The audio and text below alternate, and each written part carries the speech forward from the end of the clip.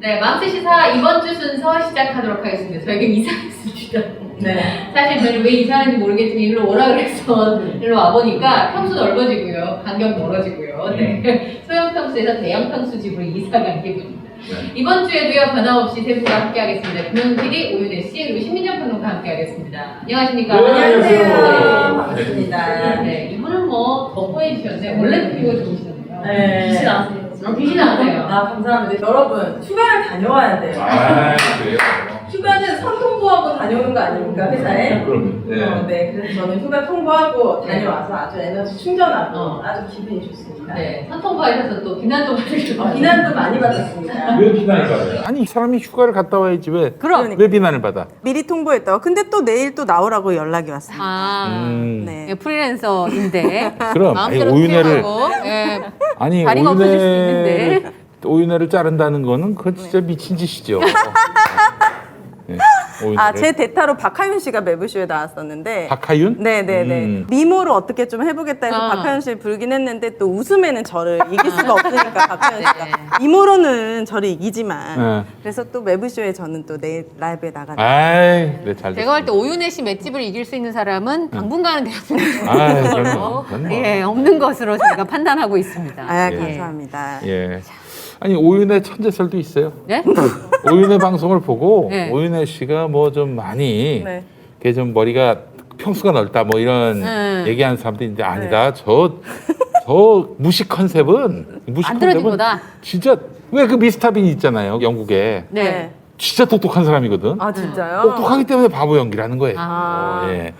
그렇듯이 우리 저 오윤혜 씨도 네. 실은 굉장히 박식한 사람일 것이다. 네. 이런 컨셉이다라는 네. 소리 있어요. 아, 저는 방송과 일상이 한결같거든요.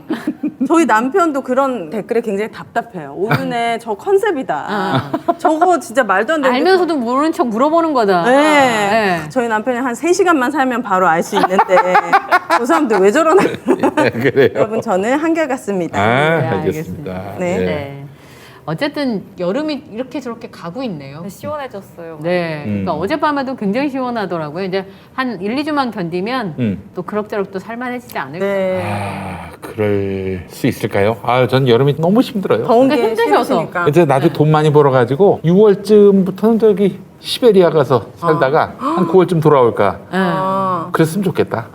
이래서. 철새설. 거기는 인터넷 안 돼가지고. 시베리아가 왜 안 됩니까? 아 근데 그래요? 대한민국처럼 그렇게 되지는 않을 거 아니에요. SNS 좀 금단 답답하실 힘드시잖아요. 아, 그래요. 아마- 아유, 페이스북에 글이 제때 안 올라가면 숨이 멎습니다. 숨이 멎어요. 중복으로 계속 올라올 것 같은데요. 안 올라가서 계속 다다다다 올라가는. 그러니까. 네. 숨 한 번 쉬고 글 한 번 올리고 이렇게 그래. 살고 있습니다. 예. 저는 백신 2차 접종을 완료했거든요. 어이구 세상에. 대단하죠? 저는 토요일에 휴가 오. 갔다 오자마자 다음날 화이자 2차 교차 접종을 했어요. 아 아스트라제네카 일치해가지고 네, 그래서 약간 걱정했는데 하루 근육통으로 죽다가 살아났지만 말짱하신데요. 네, 좀 뭔가 큰 숙제를 하나 끝낸 기분입니다. 이제 어디든 휘젓고 다니시겠군요. 백신이 더- 2차 접종까지 다 더더욱 하셨으니까 활약하시겠네요. 더더욱 활약하시겠네. 예. 아니, 근데 변이 바이러스 같은 경우도 일단 뭐 백신을 맞은 분들은 변이 바이러스를 크게 걱정 안 해도 된다는 얘기가 있던데.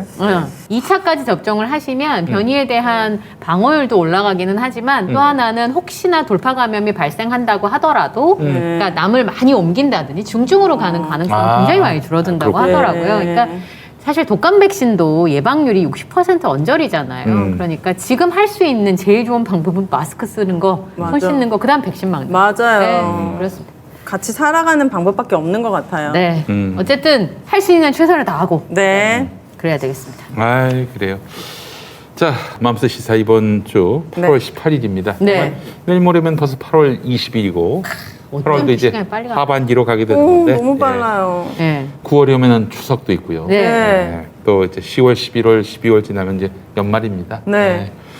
이제 점점 시원해질 수 있다는 그 희망으로 요즘 버티고 있습니다. 몇 월이 가장 이 신체 상태가 좋으세요? 편안하신. 아, 아 저요? 네. 저는 11월이 제일 좋습니다. 아, 11월. 10월도 아니고 11월. 왜요? 좀 추워지려고 할 때. 아, 그걸 쌀쌀할 때가 정신 바짝 드시는구나. 옛날에 10월을 좋아했다가 네. 11월이 점점 예. 우리나라가 기후 변화의 영향으로 점점 고온이 되면서 맞아요. 10월 좋아했다가 11월 좋아하고 다음에 또 12월 좋아할 것 같습니다. 아, 슬퍼요. 네. 약간 동남아 같아요, 우리나라. 점점 큰 그래지고 있어요. 구름이 동남아에서나 볼 수 있는 구름들이 막 보이고 번개치고 막. 네. 그 신혼여행을 저기 11월에 갔는데 네. 2002년 11월. 네. 와 새벽 5시 기온이 40도야.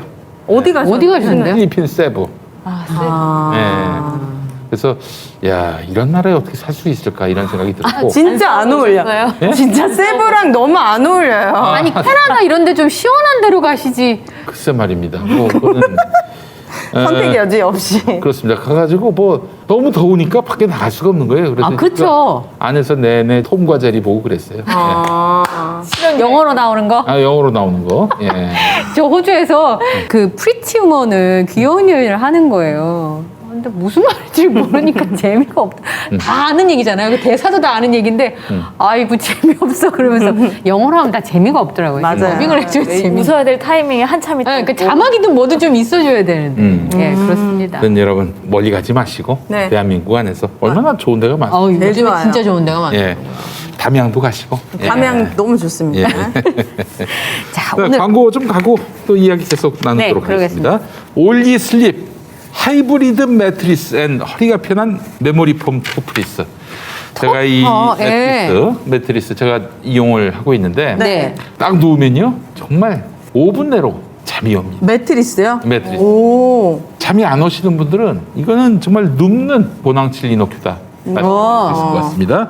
자, 매트리스 새로 구매하시는 걸 고민하시는 분들, 네. 매트리스에서 잘 자고 싶다 이런 분들은 이거가 최고라고 보시면 됩니다. 진짜 고민 중이거든요, 저. 저도 우와. 살려고 하는 최고급 맞아요. 네, 최고급 매트리스를 20만 원대부터 김용민닷컴에서 구매하실 수 있는데 매트리스는 매장 가서 누워보고 사야 한다. 되게 이렇게 생각이 그쵸? 되는데 아닙니다. 매장까지 가실 필요가 없어요. 집에서 20일 동안 누워보시고 누워보시고 결정하십니다. 걱정이 있습니다. 뭐죠? 20일 동안 깨어나지 않을 수도 있어요. 너무 잠이 잘 와가지고. 예. 제품에 만족하지 못하실 경우에는 묻지도 따지지도 않고 전액 네. 환불해드립니다. 환불. 아. 단지 반품하실 때는 운송비 5만 원이 소비자 부담인데요. 네. 최고급 하이브리드 매트리스를 소개하겠습니다. 25cm 높이의 매트리스인데 스프링과 메모리 폼을 혼재해서 만들었습니다. 복합 구조로 신체를 고르게 받쳐주면서 부드러움과 쾌적함을 극대화합니다. 두 번째, 토프리스는 무려 17cm 두께의 메모리 폼으로 토퍼와 매트리스의 장점을 모았어요. 시중의 얇은 토퍼, 대략 7에서 12cm 이만큼. 이용 때에는 네. 바닥에 등이나 허리 등이 베이는 분들이 네. 있어요. 맞아요. 오, 굉장히 높은데? 높은 매트리스에서 유아동 아이가 떨어질까봐 이렇게 걱정되시는 분들께 강력하게 추천합니다. 소개해드린 두 종의 매트리스 모두 롤팩 형식. 이게 압축 포장해서 박스로 배달이 됩니다. 그러니까 누가 와서 설치해주지 않아도 돼. 네. 택배로 오니까. 네. 그래서 이제 그걸 딱 꺼내가지고 펼쳐놓고 한 이틀인가 3일인가 그대로 두면은 네. 지가 알아서 딱 아, 이게 근데 보관은 그냥 펴놓는 거예요? 보관? 네, 그냥 침대 위에 올려두는 매트리스예요. 그렇죠, 그렇죠. 예. 바닥에서 쓰는 사람들은 이불 개듯이 이렇게 뭐 말아지거나 이렇게 보관할 수. 취향대로. 그래요? 예. 안 그래. 써봤어? 내가 썼다니까. 아, 그래요? 쓰고. 아, 침대 위에 올려놓고 쓰시는구나. 그렇지. 아. 계실 일이 없는 거죠. 근데 보통 이제 매트리스나 토퍼는 그냥 펴놓고 바닥에. 쓰니까. 그렇지. 예. 그래요. 자, 여러분 롤팩 형식으로 배송되기 때문에 설치 예약 이런 거 필요 없어요. 네. 자, 올리 슬립 단단한 메모리 폼 토퍼 매트리스 슈퍼 싱글 같은 경우 필로우 하나와 방수 커버 하나 증정해드리고 있어요. 네. 29만 원. 퀸 같은 경우 필로우 2개 그리고 방수 커버 한 개. 증정을 해서 35만 원. 네. 슈퍼 싱글 29만 원, 퀸이 35만 원. 올리 슬립 하이브리드 스프링 매트리스 같은 경우 조금 가격이 더 나갑니다. 네. 슈퍼 싱글 같은 경우 역시 필로우 하나, 방수 커버 하나 증정해 드리는데 네. 39만 원. 네. 퀸 같은 경우 필로우 2개, 방수 커버 1개 증정해서 48만 원입니다. 이 필로우가 하나에 10만 원이 넘나? 이것도 엄청 비싼 건데. 이거 아니에요, 이거 아니에요. 매트리스에 매트리스. 그러니까 필로우를 준대잖아요. 필로우가 베개잖아요. 이 베개랑 매트리스를 같이 준다니까. 아 이거 아니야? 아, 이 베개 아니야. 그 베개가 아니랍니다. 이 베개는 죄송합니다. 딴 광고야? 예. 네. 이게 제가 아기 때문에 저희도 침대 내리고 그냥 토퍼만 깔고 살거든요. 네. 낮은 토퍼 하도 뒹굴어 다녀가지고. 근데 이 정도 되면은 뭐 안 치우고 그냥 써도 그쵸. 좋을 것 너무 같아요. 궁금해요. 저 진짜 매트리스 지금 안 그래도 아. 필요하거든요. 예, 요즘에 막 또 17cm면은 그냥 편하게 그냥. 맞아요. 예. 그래. 예전에는 침대도 한창 쓰다가 요즘에 매트리스나 토퍼들도 많이들 쓰시더라고요. 이렇게 딱딱한 게 혹시 부딪히거나 하니까. 네. 그렇죠. 예. 자 그래요 여러분 올리슬립의 올리슬립. 하이브리드 매트리스 또는 허리가 편한 메모리폼 토프리스. 네, 여러분 토프리스. 많은 사랑 바라겠습니다. 정말 추천합니다. 예, 여기서 좀 잠자고 아주 정말 수면의 개운함뿐만 아니라 위로까지 받습니다. 진짜요? 아니 이 그 매트리스가 뭔데 위로까지 해주나? 너무 궁금하다. 예, 자다가 막 왜 위로를 매트리스한테 받아요? 누구한테 받아요? 아내분한테 위로 안 해주시. 아, 그래요. 죄송합니다. 예, 아내분이 또 왔어요. 아내분도 네. 위로해 주려다가 너무 매트리스가 편해가지고 이렇게 주무십니다. 아, 위로를 못 해주세요. 무서운 매트리스네. 그래서 위로를 해주려고 하다가 네. 본인도 그냥 자버렸어요. 아, 올리슬립 부부관계에 도움이 됩니다. 도움이 안 되지. 네. 도움이 안 되지. 이 도움이 안 저출산 문제에 굉장히 큰 아픈 악재가 될 수 있습니다. 아, 나는 저출산 문제 좋죠. 이 바닥에서 하면 허리가 아프잖아요. 그러니까 17cm 정도 깔아주면 우리가 편안하게 아, 그래. 할 수 있잖아요. 알겠습니다. 뭘 혹시 합니까? 오윤혜 씨는 사랑을 굉장히 나누는 거죠. 저출산에는 사랑이죠. 아, 저출산은 사랑이다. 네. 아멘. 알겠습니다. 예. 출산은 사랑인가요? 네. 할 말을 알겠습니다. 잃었습니다. 네. 할 말을 잃어요. 예. 자, 오늘은 얘기를 다들 준비를 해오셨는데 네. 오늘 제일 핫한 분 얘기부터 해봐야 뭐죠? 될까요? 저 너무 네. 궁금해요. 요즘 뉴스를 안 봐가지고. 구글 트렌드 1위 하신 분 1위 하신 분 얘기를 좀 해보죠. 아, 네. 모든 1위. 예, 오윤혜 씨는 아니고요. 네, 그건 아닙니다. 아쉽게도 오윤혜 씨는 아니고. 오윤혜 씨는 아닙니다. 근데 저희 프로그램에 출연하셨던 네. 분입니다. 모든 대선 주자를 제치고 1위 하신 황교익 씨. 황교익 씨가 지금 경기관광공사 사장 네. 내정자라고 나와 있는데요. 내정자라기보단 정식적인 절차에 맞게 지원을 해서 1차, 2차 다 통과하신 후에 마지막 이제 인사청문회를 남겨놓고 있는 단계를 밟고 계신 분이에요. 아, 관광공사도 인사청문회를 하는군요. 네, 이게 경기관광공사에서 이렇게 외부 인사를 드리게 된 거는 사실 한 2년 전? 2018년 12월 정도부터 자격 규정이 바뀌었기 때문인데 네. 지금 이걸 두고서 지금 보은 인사다라고 이낙연 캠프 쪽에서 이제 이야기가 나와서 공격이죠. 이재명 지사에 대한 공격인데 막상 이 공격을 받으시는 분 황교익 선생님이 네. 너무 이제 화가 나신 거죠. 제가 생각해도 이분의 어떤 능력을 너무 평가절하해서 그냥 이재명 후보를 그냥 공격하기 위해서 이 한 사람의 전문가를 완전 똥으로 만든 그런 비판이 아닌가 싶어요. 일단 우리가 황교익 선생님 맛 칼럼 리스트로 알고 있는데 마카롱이요? 맛 칼럼 리스트, 아, 푸드 칼럼 리스트. 마카롱도 저기 칼럼을 씁니다.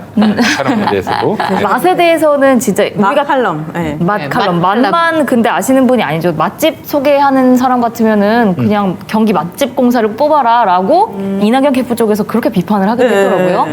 그런데 사실 이분은 이 맛에 대한 걸 소개하시면서 그 지역의 역사나 문화, 어떤 그 전체적인 이 인문학적인 시각을 가지고 이야기를 풀어주시는 분이세요. 그러니까 이런 모든 요소를 연결해서 스토리로 만드는데 좀 탁월하신 분이시고, 네. 그러니까 이 음식이랑 그 지역의 삶 자체를 연결하는 그런 역할을 하면서 어떤 관광 콘텐츠를 만드는데도 충분히 기여할 수 있는 인물이다라는 평가를 받고 있는 분이거든요. 그리고 실제로 이분이 부산 푸드필름 페스타라는 지역 관광 축제를 5년째 지금 운영위원장을 맡고 계세요. 그러니까 이게 지역 음식과 영화 이런 어떤 문화적인 요소를 결합해가지고 지금 이제 관광 축제로 아주 큰 이 부산시의 어떤 관광 축제로 만든 거죠. 네. 실제로 관광에 대한 어떤 프로그램을 만드시는데 또 일가견이 있으신 것 같아요. 그리고 좀 이 양력을 보니까 농민신문에서 네. 팀장도 하신 맞아요. 경력이 농민이요? 있더라고요. 네, 농민신문이라고 서소문에 가면 있어요. 예.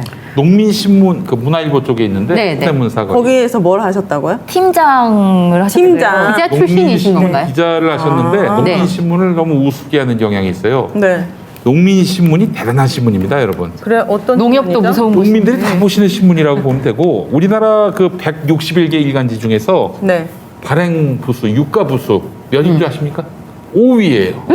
어머, 그래요? 진짜요? 네, 5위야. 어? 그렇게 많습니다.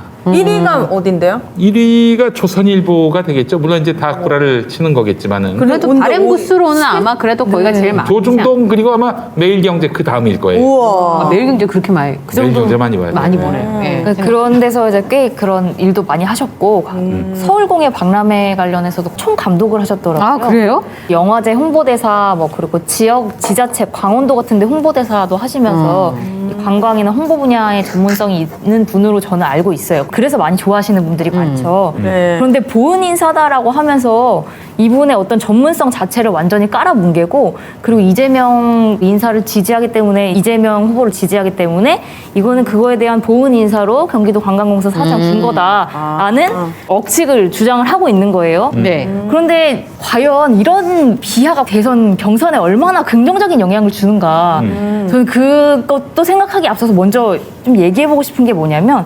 경기도 관광공사 사장직이라는 게 보통 어떻게 갔냐면 2018년 12월에 이 자격 규정이 바뀌기 전에는 항상 그 공무원 하시던 분들이 퇴직한 후에 한 3년 정도 은퇴하고 나서 3년 정도 그 자리 좀 지키시다가 월급도 좀 타시고 별다른 그렇게 뭐 역할을 크게 하지 않으시고 가시는 어떤 은퇴 후에 무슨 노후 대책처럼 마련돼 있는 식으로 이런 식으로 운영되어 오던 공사들도 무수히 많고 네. 또 그런 위원회도 무수히 많았거든요. 근데 이거는 민간에서 진짜 전문가들, 진짜 창의적이고 능력 있는 사람들이 와서 해야 되는 일 아니냐라고 하면서 경기도 의회에서 이거 이런 자금 요건 완화해야 된다, 더 넓혀야 된다, 민간 쪽에 개방해야 된다라는 요구가 있었기 때문에 경기도 의회에서 이 자격 규정을 완화하는 그런 이야기가 나왔고 2008년 12월에 이 자격 규정이 완화가 된 거예요. 네. 그러니까 뭐 일각에서는 지금 뭐 이재명 후보가 황교익 선생님한테 이 자리를 주려고 이거를 뭐 규정까지 바꾼 거 아니냐라는 공격까지 하고 있는데 그러면 2년 7개월 전인가요? 2년 7개월 후에 경기관광공사 사장 시키려고 이 규정을 바꾼 건 아닐 거 아니에요. 그 전에는 누가 있었는데요, 이 자리를? 사적 이런 표현 쓰면 좀 그렇지만 관피아들. 관료들, 예를 공무원들. 들어서 네.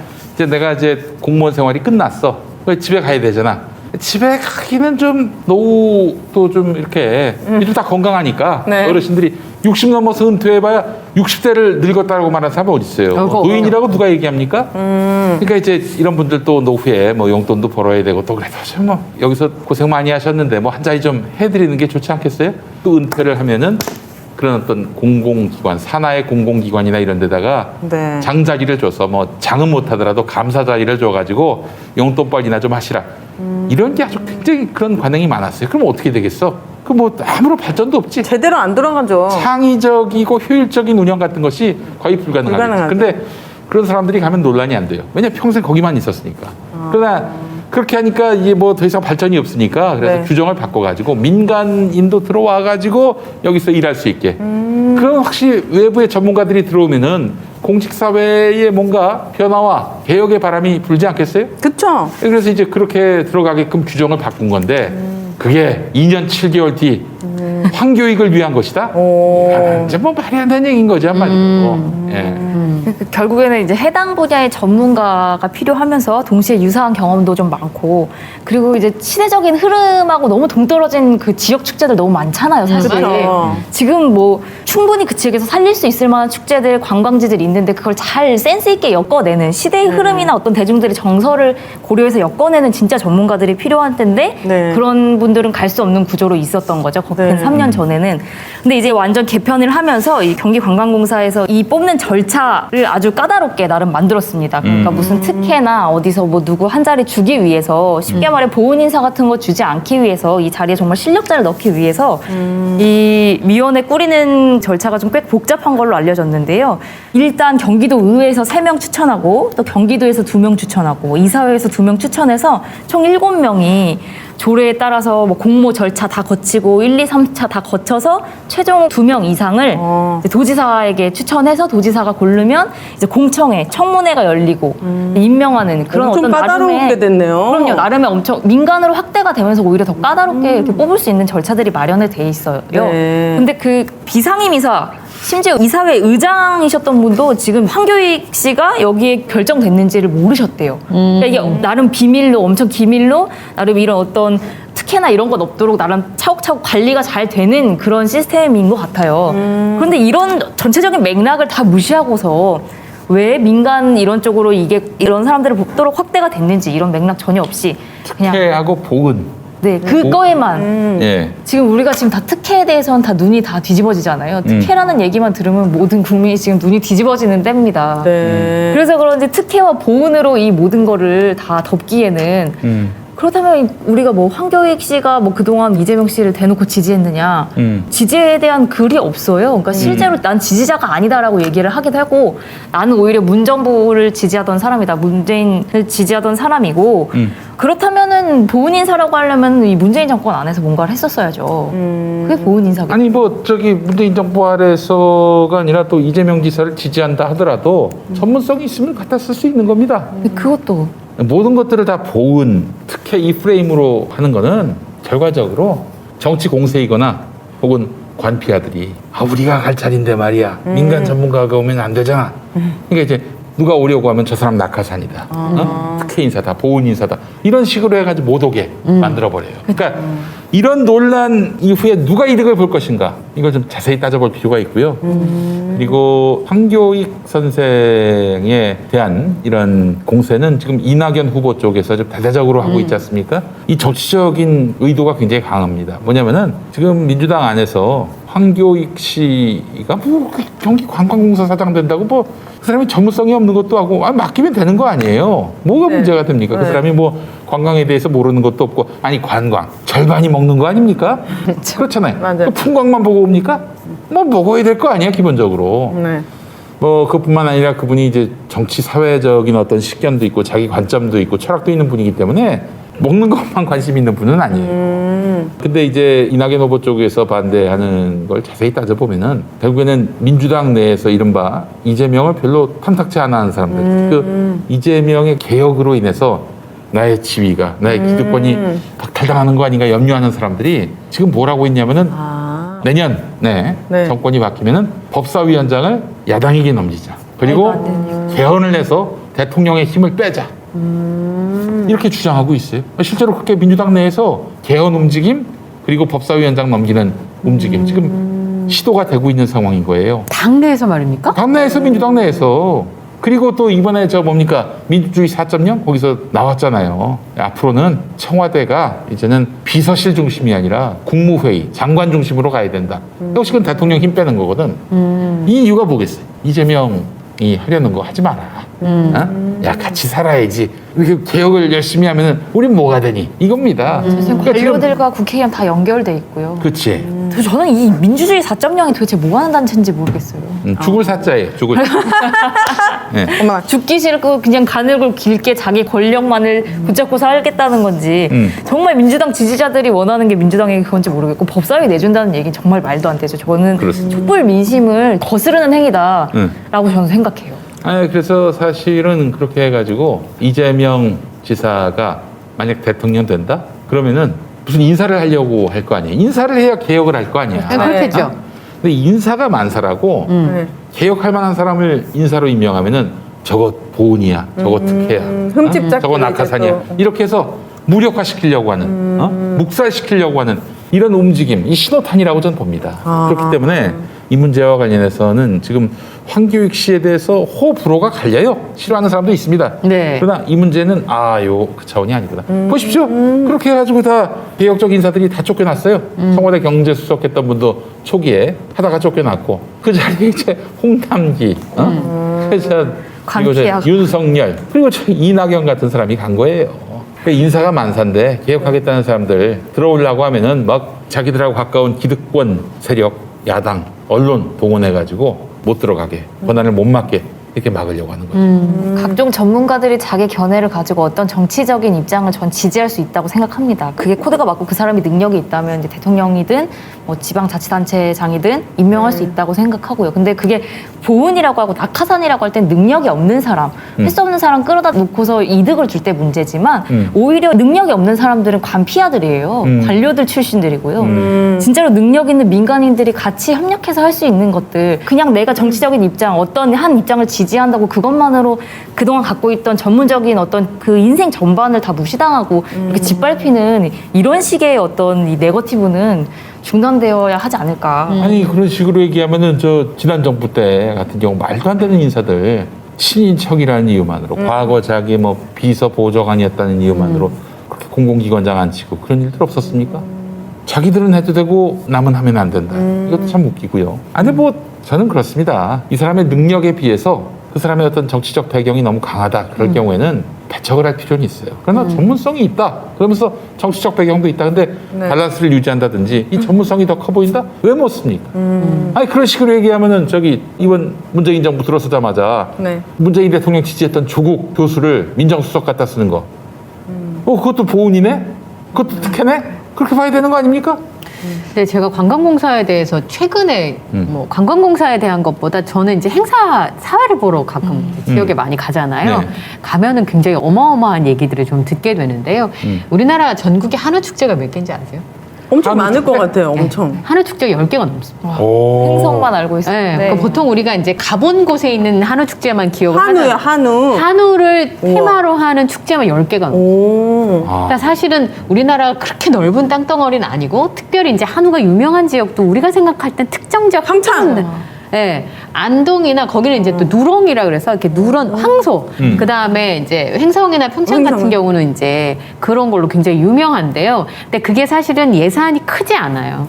그러니까 제가 들은 얘기로는 서너 개를 합쳐서 하나를 해야 제대로 뭐 이렇게 축제다. 페스티벌을 해도 제대로 할 수 있는데 그렇게 하지 않고 지자체가 되면서 이제 쪼개다 보니까 한 지자체, 군 정도 지자체에서 1년에 4-5개를 진행을 해요. 그러면 이게 제대로 진행이 안 돼서 그래서 왜 가면은 풍경이 늘 똑같잖아요. 그 왜 장마다 요즘은 이제 코로나 때문에 못 보지만 장마다 돌아다니는 전통시장 있잖아요. 네. 이렇게 돌아가는 회전목마 있고 이렇게 그분들이 똑같이 돌 수밖에 없는 이유가 할 수 있는 컨텐츠가 거기까지. 그다음 두 번째. 그러면 예산이 잡히잖아요. 그럼 그 예산이 어디로 갈까요? 공무원들. 공무원들한테 가면 보이지 않겠습니까? 제가 들은 얘기는 지역에 업체들이 서너 개가 있어요. 그걸 한 군데만 주면 문제가 되니까 돌아가면서 그냥 나눠 먹기를 합니다. 그러면 다른 데서 예를 들어서 경기도권에서 굉장히 잘하는 업체가 있어요. 컨텐츠를 잘 만드는 업체가 있고 행사를 잘하는 업체가 있어요. 입찰 봐도 안 됩니다. 그러니까 능력껏 하면 사실은 거기서 새로운 바람을 넣어줘야 되잖아요. 그렇게 하면 지역 유지분들이 다음에 이제 그 군수 선거할 때 문제가 되니까 그렇죠. 돌아가면서 합니다. 아. 그러면 사실 지역 유지들이 그 군수가 다음에도 재선 3선 하기를 원하지 않겠어요? 네. 이제 그렇게 되면 사람들 동원해주고 표를 동원해주니까 그러니까 매일 비슷한 모양새가 벌어지는 거예요. 아이고. 근데 한 군데를 주면 또 다른 데 원성이 있겠죠. 그러니까 돌아가면서 하게 된다는 겁니다. 근데 그러다 보니까 사실은 우리나라에서 축제로 대박나는 데가 몇 군데 있어요. 거기는 거의 지역을 살릴 정도로 대단한 축제로 성장한, 예를 들어서 부산의 국제영화제나 아니면 한평의 나비축제 같은 경우는 한평이 뭐 하는 데인지도 모르던 사람도 나비축제 때문에 거기까지 가게 그쵸, 되잖아요. 그쵸. 이렇게 되면 그 군 자체를 먹여 살릴 수 있고 뭐 동물보호단체에서 뭐 얘기는 많이 합니다만 하천은 산천어 축제 같은 경우도 그 산천어가 거기 살지 않아요. 산천어를 1년 동안 준비해가지고 그때 아이고. 풀잖아요. 그런데 그때 푸는 걸 다 될까라고 했는데 어쨌든 화천구를 먹여 살리는 축제가 됐어요. 이제 그러려면 아주 탁월하고 창의적이어야 되는데 매일 하시던 분들이 이름만 바꿔서 그 지역에서 한다? 그럼 문제가 하던 되고 맞아요. 예산도 먹는 것도 사실은 그 지역에 가면 먹을 수 있는 특별한 먹을거리가 있다면 또 문제가 다른데 먹는 방식도 되게 중요하잖아요. 근데 그런 것들을 할 수 있는 창의적인 아이디어가 사실 공무원분들은 죄송합니다. 공무원 가족분들도 계실 텐데 뭐가 죄송합니까? 나쁘다는 게 아니라 지역 유지분들하고 계속 끈끈한 유대관계가 있기 때문에 새로운 걸 하기가 굉장히 어려운 환경이면 아이고. 힘이 없어요. 그러니까 제가 지역에 가보면 이 축제를 왜 할까? 이런 생각이 들 때가 있거든요. 그러니까 한 3만 정도 되는 군에서 1년에 5개 한다고 생각해보세요.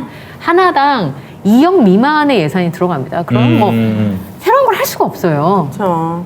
그리고 이제 그 예산마저도 지역에 있는 업체들이나 유지들에게 나눠지게 되는 겁니다. 그러면 외부에서 사람들이 와서 돈을 써주고 가야지 되는데 써주지 못하고 그냥 가는 거예요. 심지어 어떤 지역은 축제를 하는데 가서 잘 데가 없어요. 왜요? 아, 그런 숙박이- 인프라를 만들지 않고 그렇지. 그것만 하는 거예요. 아, 그러니까 홍석천 씨가 한번 TV에 나와서 이러더라고요. 지역 관료들이 얼마나 창의적인 거랑은 거리가 먼 게 출렁다리가 유행이라고. 네, 자기네 다리도 다 출렁을 해요. 그래서 지금 다리들이 다 출렁거린대요. 네, 맞습니다. 지역마다. 네, 맞아요. 그게 그거 봐. 특색이 아니야. 아니 그러니까 창의적인 거랑은 너무 거리가 멀기 때문에. 케이블카는 어떻고요? 통영 케이블카 유명해지고 나서 온 동네 지금 다 케이블카잖아요. 아유 정말 환경 파괴 주범인데 이거 봐봐. 어느 한쪽에서 좀 대박이 났다. 빛을 보였다. 그러면 뭐 딴 데 다 따라하는 거. 대표적으로 미인 대회, 아가씨 대회, 아가씨 축제. 한번 제가 쭉 한번 읊어드릴게요. 네. 예. 미스 참외. 참외? 네. 아, 네. 몰랐어요. 참외 아가씨 선발 대회. 참외 아가씨. 이런 것도 예. 있어요? 그리고 새만금 벚꽃 아가씨 선발 대회. 거긴 좀 이름 괜찮다. 네. 벚꽃 아가씨. 그 밀양 아랑 규수 선발 대회. 규수. 뭔지 아랑 거기 모르겠어요. 무슨 전설이 있을 것이에요. 네. 그리고 김천 포도 아가씨 선발 대회. 김천이 포도 아가씨구나. 네. 포도가 있구나. 풍기 인삼 아가씨 선발 대회. 네. 와, 진짜 많다. 그리고 영양 고추 아가씨 선발 대회. 유명하잖아요, 영양 고추 아가씨. 고추 아가씨 선발 네. 대회. 안동 한우 아가씨. 하라고 아가씨 있었구나. 선발 대회. 몰랐어요. 영천 포도 아가씨 선발 대회. 경산 대추 아가씨. 맞아요. 대추 아가씨. 대추 아가씨. 이거 선발 선발되면 무슨 혜택이 있나요? 대회. 또 들어봐요. 네. 영광 굴비 모델 선발 대회가 있고. 굴비 모델 선발. 연천 율무 아가씨 선발 대회, 사선녀 선발 전국 대회. 정말 많네요. 제가 이 중에서 한 군데 출신을 제가 알아요. 누구? 네. 대회에서 네. 수상을 했던 아마 지는 아니고 선쯤 됐던 것 같은데 네. 이 친구 얘기로는 마치 그 언론사 입사 준비를 하는 사람들이 네. 여기 떨어지면 다음 보고 맞아요. 네. 또 돌아가면서. 여기 떨어지면 또 딴 데 보고 그 그러잖아요. 지역에 살지 않아도 사실 출전할 수 그래서 있으니까. 미인 대회 준비 모임이 있대. 맞아, 있어요. 언론고시 준비 모임처럼 그렇게 또 있다고 하더라고요. 아니, 잘 붙여주는 미용실 원장님 있잖아요. 네. 그 원장님한테 들어가야지만 이 선발 조건을 맞출 수가 있어요. 그래서 그 원장님한테 눈에 띄면은 좋은 데 나갈 수 있다 이렇게 얘기를 하더라고요. 아나운서들도 사실은 똑같은 사람인데 그 회사 자격 요건을 잘 맞춰줘야 되잖아요. 네. 그런 걸 잘하는 분들이 있어요. 그러니까 말하자면 시험의 기술인 거죠. 어떻게 보면. 근데 한우 아가씨 이런 거 제가 잘할 수 있는데. 그래? 그 소탈 같은 거 쓰고 한우를 맛있게 먹을 수 있는 아가씨를 뽑는 거지. 한우 옷을 한우 옷 입고. 아니 워킹 하잖아요. 한우 아가씨 똑같이. 한우 아가씨 워킹은 어떻게 해야 되는 건가요? 그러니까 그거 미인대네요. 그래서 탤런트 분들 중에 거기 춘향 선발 대회 거기 분들도 미스 많으시잖아요. 춘향 뭐 미스 이런 춘향. 춘향은 들어봤는데 나머지는 다. 네, 남원의 그 소문이에요. 춘향 선발대 되게 유명하잖아요. 그래서 연예인 분들 중에 거기 출신 분들 맞아, 맞아요. 많으시더라고요. 탤런트 분들. 저는 거기 사시는 분들만 하는 줄 알았어요. 저도 그런 줄 아는데 타 지역도 출전을 할 수 있더라고요. 그럼요. 네. 다 돼요. 아나운서 시험도 뭐 예를 들어 여수 MBC를 뭐 여수 아무 사람들만 상관없어요. 지원한 건 아니잖아요. 예. 그러니까 지역 관광이야말로 좀 창의적인 분들이 네. 들어가셔가지고 그 지역을 활성화시킬 수 있는 지역 그런. 경제를 살리는 진짜 네. 큰 아주 중요한 자리죠. 그냥 이렇게 퇴직한 모든 공무원이 그런 건 아니지만 어쨌든 특혜를 입는 몇몇 공무원들이 퇴직한 다음에도 자기가 특혜를 누리는 그런 식으로 이게 운영돼서는 안 되는 거예요. 좀 네. 그만 누리세요 그분들. 그리고 그런 게 전문성이라는 것도 저는 이런 부분들이 좀 있는 것 같아요. 예를 들어서 전문성이라는 게 그 일을 오래 하면 전문성이 생기나요? 그러니까 그렇죠. 지금 말하는 전문성이 관광을 오래 다루면 잘하는 걸까요? 오래 다뤘는데 만약에 성과가 없다. 그럼 능력이 없는 거라고 그쵸, 볼 수도 그쵸. 있지 않습니까? 당연하죠. 그러니까 이제 그 전문성이라고 하는 부분도 좀 색다르게 뭐 지표를 정성적인 지표라든지 맞아요. 아니면 평가할 때. 네. 뭐 예를 들어 PT를 해서 새로운 아이디어를 받았다든지 뭐 그런 방법들을 좀 만드는 것도 저는 방법이지 않을까 그런 생각이 좀 들기도 하거든요. 네. 경기관광공사에서 제공해야 되는 정보는 지금 이 시대 한 4-5살 아이 키우고 있는 엄마들이 가장 요긴해야 하는 정보예요. 서울 근교로 어디로 놀러 갈 수 있을까? 애를 데리고 뭐 맛있는 거 먹으면서 다 이러더라고요. 한 바퀴 돌고 올 수 있을까? 더우니까 어떻게 좀 에어컨 나오는데 잠깐 가서 한 아이들한테 학습 도움되는 한 2시간 정도의 컨텐츠가 있는 곳은 어디일까요? 라고 그 단톡방에 올라오잖아요. 네. 정말 요긴한 정보를 제공해 줄 수 있고 그 지역 경제도 살릴 수 있는 좋은 인재가 들어가야 될 곳이라고 생각해요. 네. 근데 이런 자리가 여기만 있는 건 아니잖아요. 경기도 산하에 있는 모든 이런 무슨 공사, 무슨 위원 뭐 이런 자리가 다 이런 식으로 그동안은 그렇게 되어왔지만 앞으로는 이제 좀 전문성을 가진 사람들이 그 아까 말씀하신 것처럼 기간을 몇 년 채웠냐가 아니라 진짜 이 시대의 흐름과 대중들의 정서를 반영한 어떤 새로운 평가 기준으로 진짜 실력 있는 사람들이 좋은 그런 관광 콘텐츠를 만들 수 있으면 좋겠다. 네. 근데 그 일제 프로그램은 무슨 얘기인가요? 이게 저는 여기서 일제 프레임으로 튀는 게 제일 신기한 일제요? 상황이에요. 네. 친일이다 이거는 친일이라는 말이 우리에게 엄청 수치스러운 말이잖아요. 그리고 그럼요. 실제로 정치권에서 친일은 퇴출돼야 됩니다. 우리 이 어떤 일제 어떤 식민지 사관에 젖어 있는 사람들을 반드시 퇴출해야 되는 건 맞고 그런 의미에서 우리가 프레임을 씌운다라는 말을 조심해야 되는 게 친일을 한 행적이 있는 사람의 후손이면 특혜를 누리면 안 되고 우리나라 정치권에서 영향력을 누리면 안 돼요. 그런데 이렇게 진짜 우리가 중요할 때 써야 되는 친일을 이분이 이제 회 이야기를 하면서도 그렇고 일식이 맛있는 게 많잖아요. 그러면서 어떤 우리나라의 화로보다 뭐 일본식의 회가 맛있다라는 이야기도 종종 하고 그리고 일본 음식에 대한 이야기를 많이 했는데 뭐 일본 음식 찬양하고 우리 음식 깎아내렸다라고 하면서 이낙연 캠프 쪽에서 성함이 기억이 안 나는데 그분이 친일이다 친일파다 이렇게 얘기를 하신 거죠. 아, 일본 음식을 칭찬했다는 점으로 그렇죠. 친일이라고 얘기를 했다는 겁니까? 이 친일파라는 거는 식민 사관을 가진 사람 그리고 그대로 이 우리나라 한국을 바라보는 아직도 그 30, 40년대 이 사관을 가지고 이 사회를 바라보는 사람을 보고 친일파라고 해야죠.